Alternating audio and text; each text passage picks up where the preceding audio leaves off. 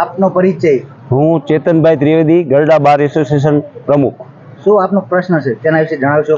ઘણા બધા અરજદારો અને વકીલશ્રીઓની વ્યાપક પ્રમાણમાં ગરડાના સિટી તલાટી તથા રેવન્યુ તલાટી પીડી ડાબી વિરુદ્ધ મૌખિક રજૂઆતો આવેલ, જે અનુસંધાને એક અરજદાર લીલાબેન ભુંગળિયા કરીને છે, જેમની એક હક કમીની નોંધની અંદર આ તલાટી કમ મંત્રીશ્રીએ તે બેનને નોટિસ બજેલ ન હોવા છતાં ફોર્ડ ડોક્યુમેન્ટ ઊભો થાય તે રીતે તેમના અંગૂઠાની છાપ હાથે કરીને જે હક કમીની નોંધ મંજૂર થયેલ છે, જે અંગે લીલાબેન ભુંગળિયા દ્વારા મામલતદારશ્રી ગરડાને લેખિતમાં રજૂઆત તથા એક એફિડેવિટથી રજૂઆત કરવામાં આવેલ છે, જે અનુસંધાને ગરડા બાર એસોસિએશન દ્વારા આજ બાર એસોસિએશનના લેટરપેડ ઉપર એક રજૂઆત આપવામાં આવેલ છે કે આવા કર્મચારી સામે કાયદાકીય પગલાં યોગ્ય રીતે ભરાય અને ભવિષ્યમાં કોઈ કર્મચારી આવા ફ્રોડ ડોક્યુમેન્ટ ઊભા થઈ શકે તેવી કાર્યવાહી ન કરે, એવો એક દાખલારૂપ બને તે માટે એક અધિકારી તરીકે પોતે ફરિયાદી બનીને અહીંયાની યોગ્ય તપાસ અને યોગ્ય તપાસ અર્થે આ જે 135ની નોટિસ જે બજવણી થઈ છે તેના પેપર હસ્તાક્ષર નિષ્ણાત સમક્ષ મોકલે તેવી ગરડા બાર એસોસિએશનની રજૂઆત છે.